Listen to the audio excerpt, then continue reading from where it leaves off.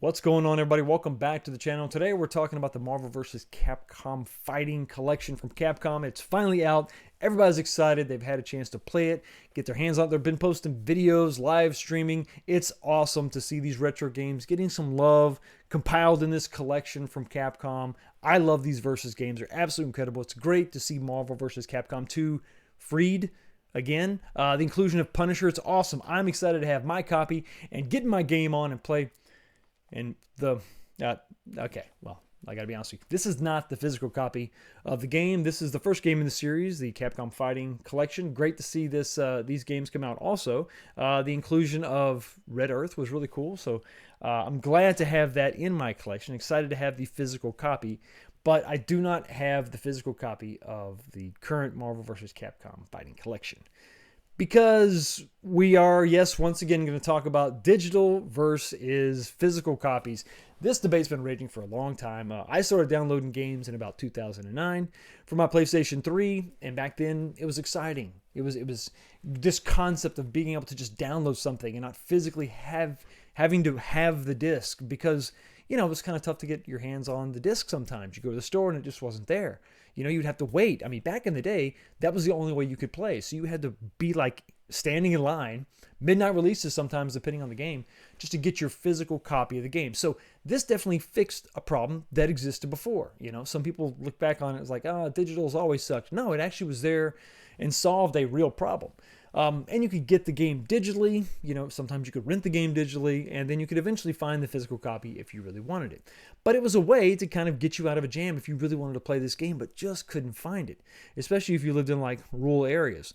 But of course, the problem with that was that the internet usually wasn't that great in rural areas. So it is what it is. But back in 2009, 8, the 2010s era, we were first having these conversations about digital, and what if they get rid of it? What if digital takes over physical and there's no more physical media? No, that's just crazy.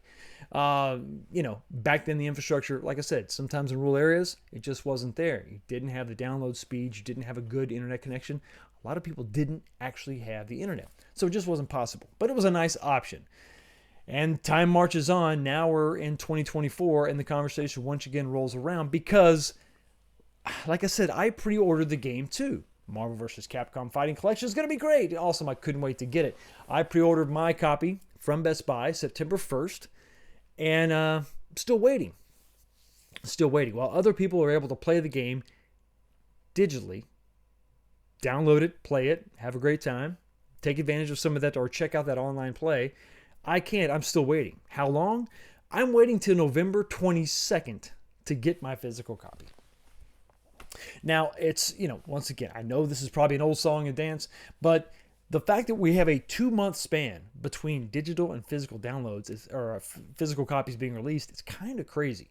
Usually it's like the day one download, you can do that, and then maybe it's a day or two later you can go buy the physical copy, but this is kind of nuts for a 2-month window, a 2-month span between this the digital and the physical.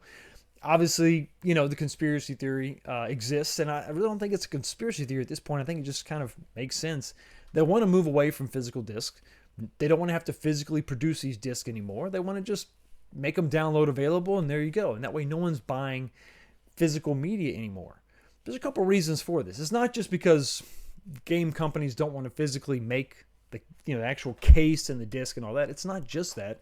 It's that they don't want to have to produce consoles that have disc drives or cartridge slots. I mean, they want, if they could strip some cost out of their machines and make them all digital, that's better for them because, let's be honest, they're not going to drop the price. The price is going to stay the same. Their machines are just going to be cheaper. It is what it is, right? So, but once again, we go back to this conversation.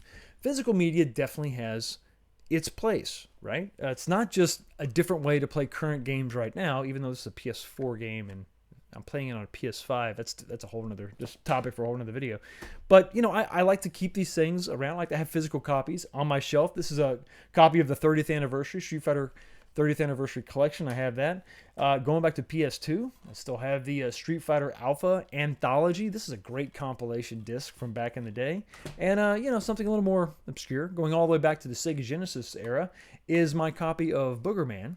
And now, while you can emulate these games, sometimes you just can't get the same experience, especially when you're talking about the sound of this cartridge. Now, I know that Evercade came out with a version of Boogerman. Just doesn't have the same audio, just doesn't have the same music, the background music, that the Sega Genesis had.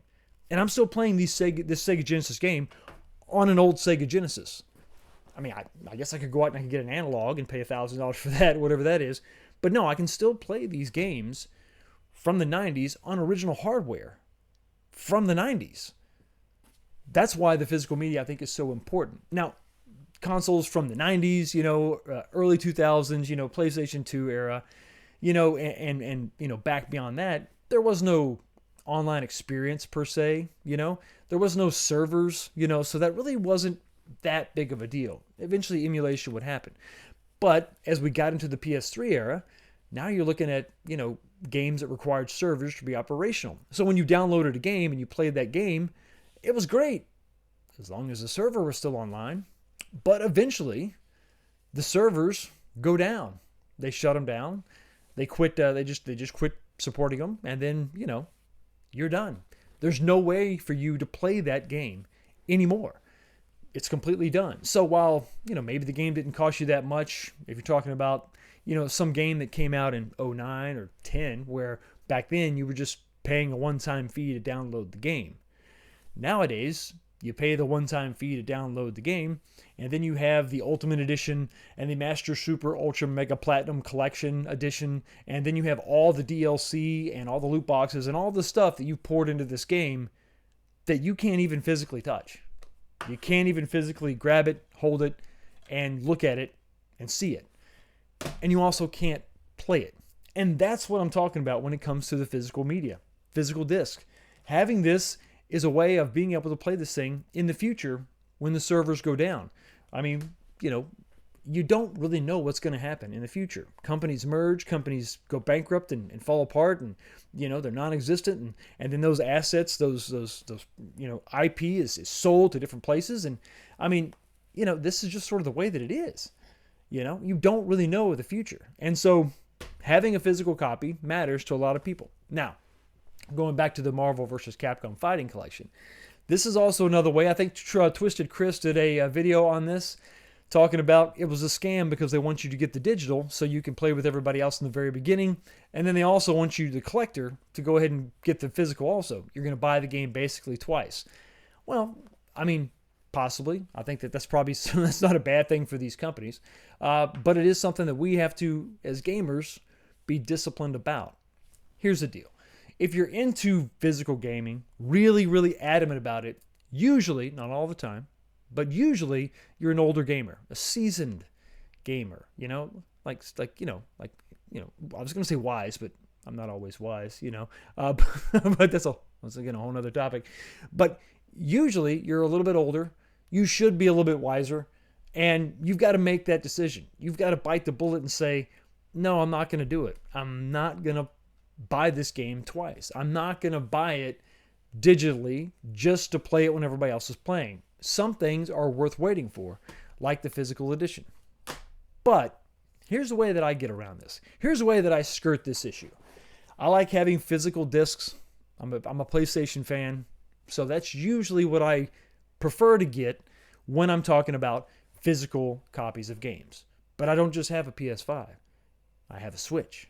So what I usually do, especially since the Switch is portable, designed to be portable, if you got to lug around a bunch of games, even though the games aren't that big, the little cartridges are pretty small, still, if you want ultimate portability in your Switch, just have all those games digitally saved on the device.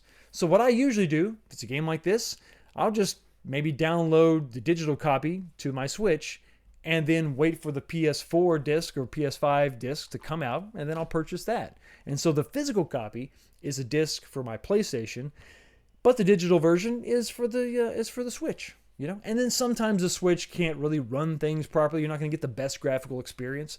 And if you want the highest of the high and the best of the best, usually it's a good idea to have the physical copy of the game. So I reserve that for my PlayStation. That's just the way that I handle it. But to each their own. But we've got to face facts. This is never going to go away. This conversation is never going to go away until eventually all physical media goes away completely. There eventually may be some sort of place like limited run games that will make some of these physical games for you, physical versions of some of these games. But when the consoles in the future have no physical media slot, then there'll be no physical media to produce. It's just kind of the way that it is. The age-old question rages on: digital versus physical. What do you prefer? Let me know all this in the comments section below. I thank everybody for stopping by, checking out the channel. You have a blessed day, and I'll see all of you next time.